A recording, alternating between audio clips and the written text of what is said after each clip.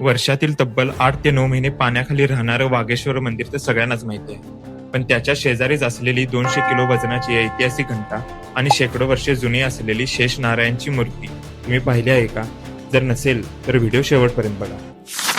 तर पवनमावळ परिसरातील असलेले वागेश्वर मंदिर वर्षातील तब्बल 8 ते 9 महिने पवना तलावाच्या पाण्याखाली असते. या मंदिराचे बांधकाम हे हेमाडपंथी स्वरूपाचे पाहायला मिळते आणि मंदिराला एकूण 29 खांब आहेत. तसेच या मंदिराच्या एका छतावर दक्ष प्रजापती यांचा चेहरा कोरलेला आहे आणि वैशिष्ट्य म्हणजे इथे असलेली शिवलिंग ही स्वयंभू आहे. मंदिराच्या परिसरात समाधीशिळा, वीरगळ, शिलालेख आणि लहान देवळे आहेत. येथून तुम्हाला तुंगगड, त्यानंतर लोहगड आणि त्याच्या जवळच असलेला विसापूरगड आणि नंतर तिकोनागड असे 4ही गड एका रांगेत सहज नजरेस पडतात. या मंदिराजवळच भैरवनाथ मंदिर असून तेथे जवळपास 200 किलो वजनाची पंचधातूची घंटा आहे.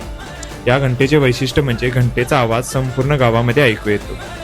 तसेच नव्याने बांधलेल्या वागेश्वर मंदिरात शेकडो वर्षापूर्वीची सुमारे 5 फूट रुंद असलेली शेष नारायणची मूर्ती पाहायला मिळते. जर तुम्ही संध्याकाळच्या वेळी येथे आलात तर येथून दिसणारा सूर्यास्त नक्की बघा आणि पेजला फॉलो करायला विसरू नका.